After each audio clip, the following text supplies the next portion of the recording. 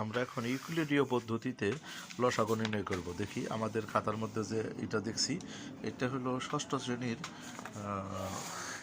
17 নম্বর পৃষ্ঠার 4-এর গ নম্বর অঙ্কটা। দেখি আমরা ইউক্লিডীয় পদ্ধতিতে করি। এখানে 33, 55, 60, 80 এবং 90 আমরা কত দিয়ে ভাগ করতে পারি? প্রত্যেকটা সংখ্যাকে আমরা 3টা দিই।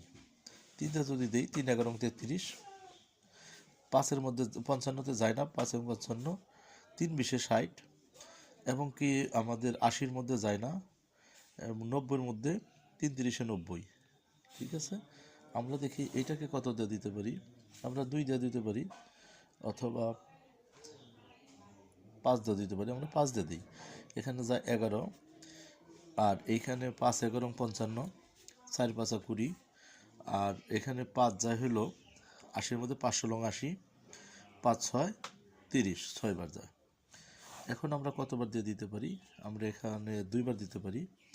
11-র 11ই, তারপর 11, 4-এর মধ্যে 2 এবং 16-র মধ্যে 8, 6-এর মধ্যে 3 যায়। এখন আমরা কত দিতে পারি? 11 দিতে পারি। তাহলে এইখানে 1, তাহলে এইখানে 1, এইখানে 2, এইখানে 8 এবং এখানে 3-এর 3ই থাকে। আমরা 2টা দিই। 2টা দিলে দেখা যায় এখানে 1 যা আছে তাই থাকবে।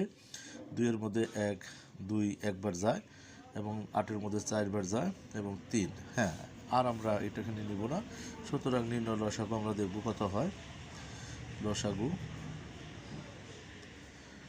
আমরা দেখব, আমরা এই পাশেরগুলো গুণ করব। এখন 3 গুণন 5 গুণন 2 গুণন 11